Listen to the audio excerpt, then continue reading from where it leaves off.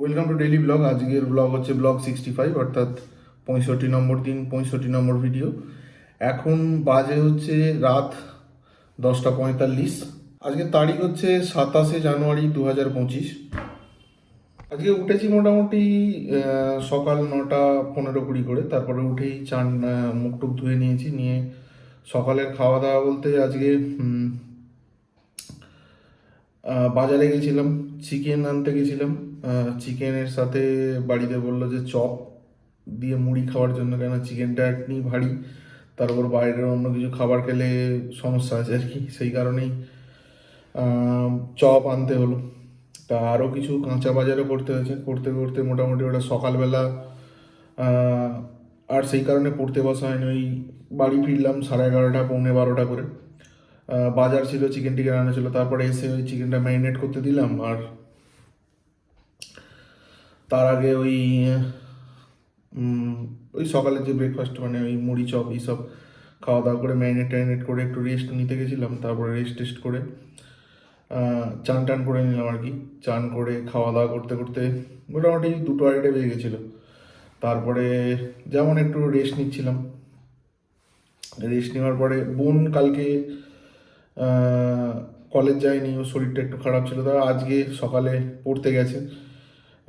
তাড়াতাড়ি চলে এসছে, এসে মোটামুটি সবাই একসঙ্গে 4 জনে মিলে খাওয়া দাওয়া করে নিলাম। আর ওই বেড়াতে যাওয়া নিয়ে কথা হচ্ছিল যে কোথায় কি যাওয়া যায়। অ্যাট লাস্ট ফাইনাল যেটা হয়েছে সেটা দার্জিলিং। এপ্রিলের শেষের দিকেই হবে, ওরও পরীক্ষা নেই। এবার আমার কি ব্যাপার আমি জানি না, রেলের পরীক্ষাগুলো কখন কি পড়বে বুঝতে পারছি না। যাই হোক, মোটামুটি দার্জিলিংটা সেট করা আছে, ওটা নিয়ে কথাবার্তা হচ্ছিল। হয়ে মোটামুটি বিকালবেলা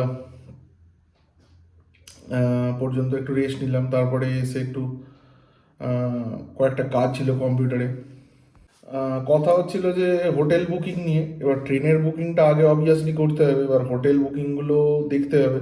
এবার ওখানে ওভার ক্রাউডেড হয়ে যাচ্ছে দিনকে দিন, ওই দীঘার মতো প্রপার দার্জিলিংটা। এবার ওখানে হোটেল না বুক করলে খুব সমস্যা আছে। এবার আমাদের এমনি 4 জন, নর্মালি হোটেলগুলো যেখানে ধরো 1000-1200 টাকা 1500 টাকার মধ্যে যায়, যেহেতু আমাদের 4 জন একসঙ্গে, ওটাই অনেক টাকা বেশি চলে যায়, 2-2500 টাকার উপরে চলে যায় নর্মাল বলছি।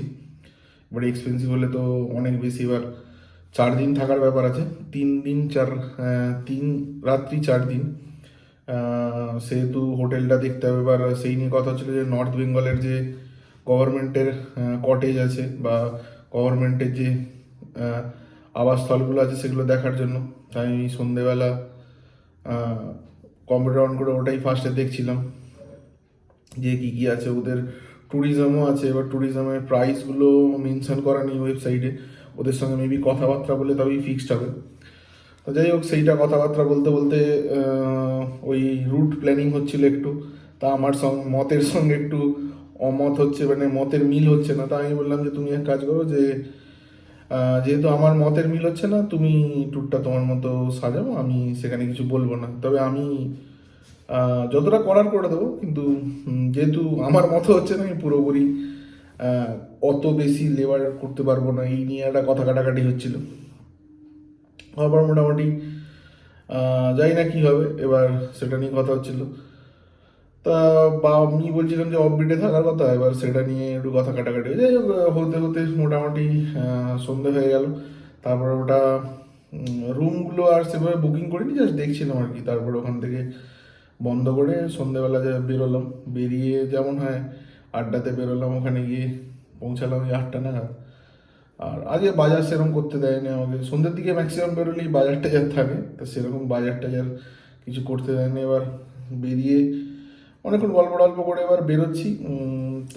তখনই ওই বোনের একটা জিনিস কেনার জন্য আবার ব্যাকে বাজারে আসতে হলো, দিয়ে মোটামুটি বাজার টাজার করে দিয়ে বাড়ি খানিকক্ষণ আগে এসেছি, এসে খাওয়া দাওয়া করে নিয়েছি।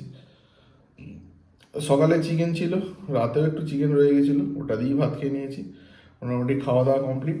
আজকে পড়া সেরকমভাবে একদম হলো না, দেখি কালকে যদি যতটা পড়া যায় ততটাই বেটার। টাইম আজকে হু করে বেরিয়ে গেল আর কি। যাই হোক, আজকে আর বলার মতো কিছু নেই, সমস্ত কিছুই বলে দিয়েছি। ভিডিওটা এখানেই শেষ করে দেবো, দেখা হচ্ছে কালকে নতুন ভিডিওতে। ধন্যবাদ, শুভরাত্রি।